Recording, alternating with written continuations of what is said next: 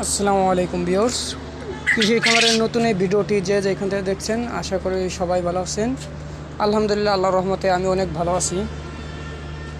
তো আপনারা সবাই জানেন, আমি একটা শর্ট ভিডিও দিছিলাম যে একজোড়া কবুতর আসছে আমাদের ইসে। তো এই যে একটা কবুতর, এটা হলো এই নটটা, ঠিক আছে, এই হলো সেই নটটা, আর হচ্ছে গিয়ে এই যে মাদিটা। তো যাই কবুতর আসছে ভালো, এখনও যায় না এই কবুতরগুলো।